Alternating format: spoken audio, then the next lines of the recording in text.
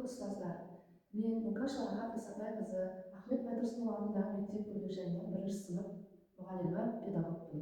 Мен бастауыш сыныптағы жасанды интеллект мүмкіндіктерін пайдалану арқылы оқу үдерісін тиімді ұйымдастыру қазіргі білім жүйесіндегі маңызды бағыттардың бірі жиі технологиялар, мұғалім жұмысын жеңілдетіп қана қоймай, оқушылардың білімге қызығушылығын арттырып және қабілеттерін дамытуға үлкен мүмкіндік береді. Бастауыш сыныптарда жиі қолдану ең басты негізгі мүмкіндіктері жекелеген оқытуда жасанды интеллект әр оқушының білім деңгейін, оқу қарқынын және қызығушылығын талдай отырып, жеке тапсырмалар ұсына отырып, оқушының қызығушылығын арттырады. Мысалы, жекелеген оқушыларда үлгерімі төмен оқушылармен жұмыс істеуге, ал үлгерімі жоғары тиімді әдістерді пайдалануға үлкен мүмкіндік береді. Бұл тәсіл әр баланың өз мүмкіндігіне сай білім алуына жағдай жасайды. Оқу материалын жылдам дайындауға, мұғалімнің жүйе құралдарының көмегімен тапсырмаларды, суреттерді, карточкаларды, мәтіндер мен жаттығуларды, презентацияларды, сабақ жоспарларын жылдам әзірлей алады. Мысалы, ChatGPT, Canva, Quizizz секілді платформа сабақ дайындаудың уақытын қысқартады. Оқушылардың қызығушылығын арттыруда жиі негізделген интерактивті тапсырмалар, ойын элементтерін, анимациялар мен виртуалды көмекшілер балалардың сабаққа ынтасын күшейтеді. Жасанды интеллект әр оқушының білім деңгейін, оқу қарқынын және қызығушылығын талдай отырып, жеке тапсырмалар ұсына отырып, оқушының қызығушылығын арттырады. Мысалы, жекелеген оқушыларда үлгерімі төмен оқушылармен жұмыс істеуге, ал үлгерімі жоғары тиімді әдістерді пайдалануға үлкен мүмкіндік береді. Бұл тәсіл әр баланың өз мүмкіндігіне сай білім алуына жағдай жасайды. Оқу материалын жылдам дайындауға, мұғалімнің жүйе құралдарының көмегімен тапсырмаларды, суреттерді, карточкаларды, мәтіндер мен жаттығуларды, презентацияларды, сабақ жоспарларын жылдам әзірлей алады. Мысалы, ChatGPT, Canva, Quizizz секілді платформа сабақ дайындаудың уақытын қысқартады. Оқушылардың қызығушылығын арттыруда жиі негізделген интерактивті тапсырмалар, ойын элементтерін, анимациялар мен виртуалды көмекшілер балалардың сабаққа ынтасын күшейтеді.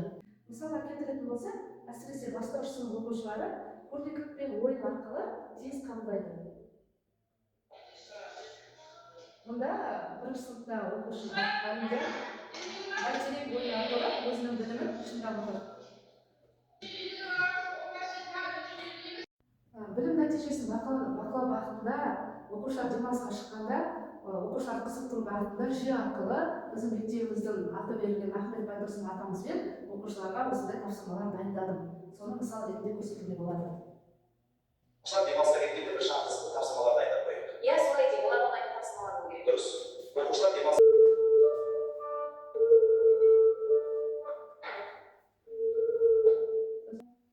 жасанды интеллект оқушының қателерін анықтап, әлсіз тұстарын көрсетіп, автомат түрде кері байланыс бере алады. Және де 1-ші сыныпта басып, сабақ кезінде міндетті түрде сергіту сәті орындалады. Оқушылардың сол сергіту сәттерінен мысалға айтатын болсақ, осы көрсетуге болады.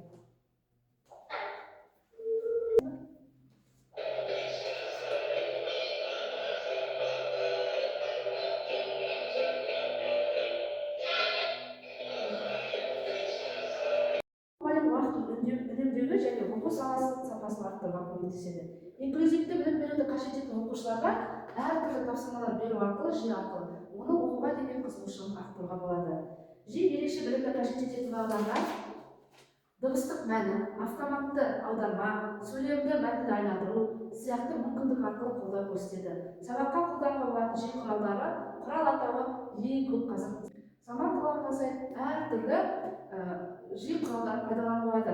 Енді мүмкіндігі жоқ, интернетсіз ауылдарда жүйенің көмегімен интернетсіз ойындарды пайдалануға болады. Сол мүмкіндікте шығуға мұғалімге көп ойындар көмектеседі. Соның біреуі осы ойындарға кезек берсек. Жасанды интеллект мұғалімді алмастырмайды. Керісінше мұғалімнің шығармашылық жұмысын күшейтеді, уақытын үнемдейді, оқыту сапасын жақсартады. Сабақта қолданып қана қоймай, әртүрлі салаларда, тәрбие саласында, үзіліс кезінде, оқушылардың бос уақытын ұйымдастыруда әртүрлі салаларда пайдалануға болады. Мысал келтірсек,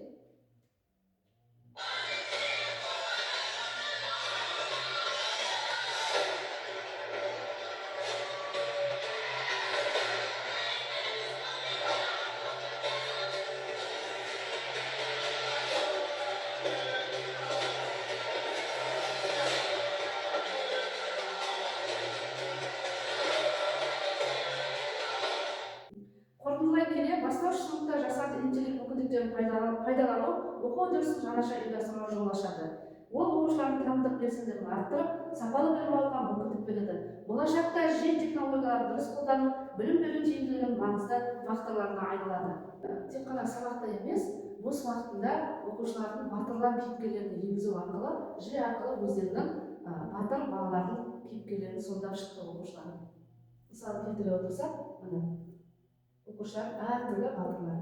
Мынау енді өзіміздің әліппе сабағымызда әртүрлі ертегі кейіпкерлері осындай бағытта жүйелерді қолдандық. Тыңдағандарыңызға рахмет.